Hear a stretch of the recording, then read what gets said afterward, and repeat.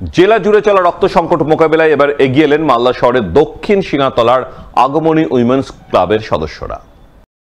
রবিবার আয়োজন করলেন এক রক্তদান শিবির অনুষ্ঠিত হয় মালদা টাউন হাই স্কুলে। এই উপলক্ষে মহিলাদের পক্ষ থেকে এক অনুষ্ঠানের আয়োজন করা হয়। অনুষ্ঠানে আমন্ত্রিত অতিথি হিসাবে উপস্থিত ছিলেন ইংরেজবাজার পৌরসভার চেয়ারম্যান কৃষ্ণেন্দু চৌধুরী সহ অন্যান্যরা। তাদের উপস্থিতিতে এদিন আগমনী উইমেন্স ক্লাবের সদস্যরা রক্তদান করেন। পাশাপাশি এলাকার সাধারণ মানুষজন রক্তদানে এগিয়ে আসেন। আমরা আগমনী উইমেন্স ক্লাবের পক্ষ থেকে আজকে রক্তদান শিবিরের আয়োজন করেছি, গতবারও করেছিলাম। আসলে আমরা চাই সকলের পাশে থাকতে, এই কারণে যে রক্তদান সম্পর্কে যে সচেতনতা সেটা সকলের মধ্যে এখনো আসেনি। তাই আমি এটুকুই সবাইকে বার্তা দিতে চাই, রক্তদান করুন।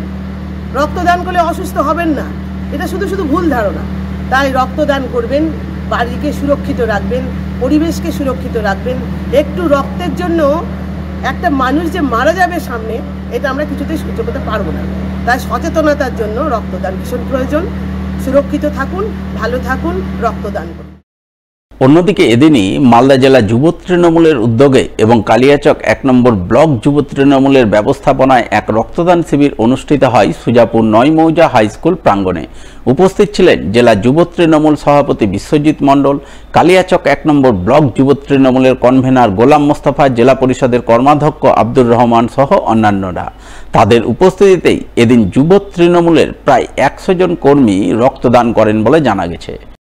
সর্বভারতীয় তৃণমূল কংগ্রেসের সভানেত্রী তথা বাংলার মাননীয় মুখ্যমন্ত্রী মমতা বন্দ্যোপাধ্যায়ের অনুপ্রেরণায় ও আমাদের সর্বভারতীয় তৃণমূল কংগ্রেসের সাধারণ সম্পাদক মাননীয় অভিষেক বন্দ্যোপাধ্যায়ের নির্দেশে মালদা জেলার যুব তৃণমূল কংগ্রেস বছরের প্রথম দিন থেকে আমরা একটা ক্যালেন্ডার মধ্য দিয়ে প্রকাশিত করেছিলাম যে সারা বছর ধরে প্রতি ব্লকে আমাদের সংগঠনের সহকর্মী সহযোদ্ধারা রক্তদান শিবির অনুষ্ঠিত করবে এবং সেটাকে কেন্দ্র করেই আজকে আমাদের কালিয়াচক 1 নম্বর ব্লকের যুব তৃণমূল কংগ্রেসের উদ্যোগে এক রক্তদান শিবির নয়, আমি বলবো যে রক্তদান উৎসব।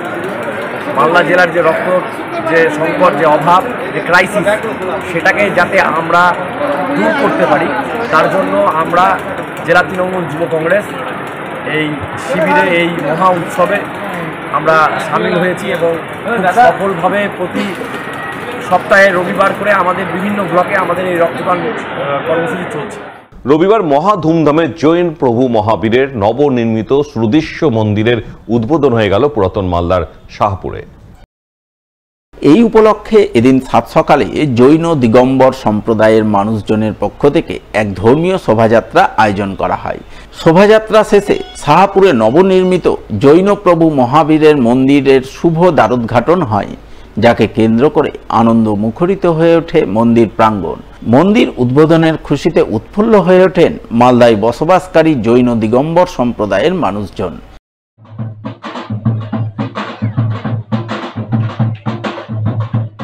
দিগম্বর জৈন সম্প্রদায়ের কয়েকজন পরিবার অনেকদিনতে বাস করি। এখানে আমাদের মন্দির ছিল না, অনেকদিন ধরেই চেষ্টা করা হচ্ছিল একটা মন্দির তৈরি করার, কিন্তু হয়তো ভগবানের আশীর্বাদ ছিল না, হয়নি। আজ সেটা আমাদের স্বপ্ন সাকার হয়েছে। আমরা সবাই আজ অত্যন্ত খুশি, আজ আমাদের জৈন মন্দির এখানে হয়েছে। আমাদের ভগবান চন্দ্রপ্রভু ভগবানের এটা জৈন মন্দির। আমরা আমাদের 24তম অন্তিম তীর্থঙ্কর হচ্ছেন ভগবান মহাবীর। ভগবান মহাবীরের সন্দেশ হচ্ছে জিও আর চিনে দো, নিজে বাঁচো অপরকে বাঁচতে দাও। সারা বিশ্বে শান্তির দূত, শান্তির বাণী মহাবীর স্বামীর বাণী আমাদের। এবং মহাবীর স্বামী ধর্ম শুধু জৈন সকলের জন্য, বিশ্ব শান্তির জন্য, বিশ্ব মানবের জন্য আমাদের এই ধর্ম, আমাদের এই বাণী। সকলে ভালো থাকুক, সকলে শান্তি থাকুক, আমাদের নগরে শান্তি বিরাজ করুক, এই আমাদের মঙ্গল কামনা আমাদের কাছে। অন্যদিকে এদিনই চাঁচলের বামুনপাড়ায় মিতালি সংঘের দুর্গাপুজোর ঢাকে কাঠি পড়ে। এদিন ধর্মীয় আচার অনুশাসন মেনে ঢাক বাজিয়ে পুরোহিতের মন্ত্র পাঠের মাধ্যমে খুঁটি পুজো পর্ব সুসম্পন্ন হয়। পুজো কমিটির এক সদস্য জানান, এবছর তাদের পুজোর থিম নারী নির্যাতনের বিরুদ্ধে বার্তা দিতেই তারা এই অভিনব থিম ভাবনা বেছে নিয়েছেন। আমাদের আজকে মিতালি সংঘের 38তম দুর্গাপুজোর সূচনা হলো খুঁটি পুজোর মাধ্যমে। আমরা এই বছর আমাদের চিন্তা ভাবনায় রয়েছে, আমাদের যে থিম পুজোর মধ্যে দিয়ে আমরা এবার পুজো করতে চলেছি, আমাদের থিমের নাম এবার নারী। কারণ সমাজে নারীর সম্মানই হলো সর্বোপরি। আমাদের দেশের রাষ্ট্রপতি এবং আমাদের রাজ্যের মুখ্যমন্ত্রী একজন নারী। তাই আমরা সমাজের কাছে একটা বার্তা দিতে চাই যে আমাদের শুধু বইয়ের মাধ্যমে এবং কথার মধ্যে বললেই চলবে না, আমাদের সবাইকে এগিয়ে আসতে হবে এবং সমাজকে আমাদেরকে নারীদের সম্মানের জায়গায় রেখে আমাদের সমাজকে সুন্দর সমাজকে গড়ে তুলতে হবে।